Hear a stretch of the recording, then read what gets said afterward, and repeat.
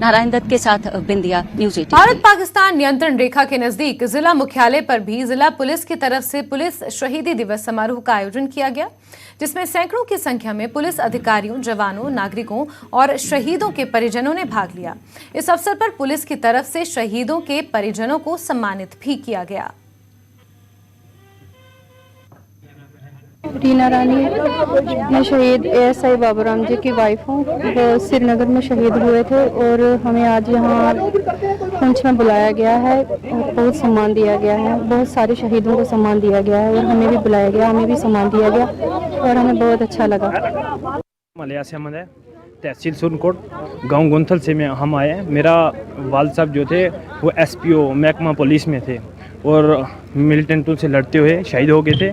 और हर साल यहाँ पे हमें बुलाया जाता है, हौसला अफजाई की जाती है और शहीदों को याद किया जाता है। हम शुक्रिया अदा करते हैं महकमा पुलिस का।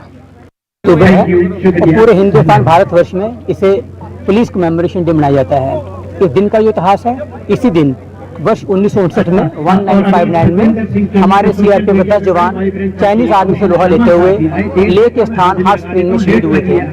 उसी के उपलक्ष्य में हर साल के दिन मनाया जाता है और जो पुलिसकर्मी, चाहे वो सीआरपीएफ के हैं, बीएसएफ के हैं, एनएसजी के हैं, सीमा सुरक्षा बल के हैं और पैरामिलिट्री फोर्सेस के हैं, असम राइफल के हैं, जो देश की सरहदों पर, देश के अंदर जो हमारा दुश्मन होता है उससे देश को बचाने अपने जान की कुर्बानी देते हैं, उनके हम कहते हैं कि उनकी याद में इस दिन को हम मनाते हैं। इस साल 264 हमारे जो डिफरेंट जो स्टेट पुलिस हैं और डिफरेंट पैरामिलिट्री फोर्सेस के जो हमारे जवान हैं उन्होंने अपनी शहादत दी है इस देश की एकता और अखंडता को मेंटेन करने के लिए।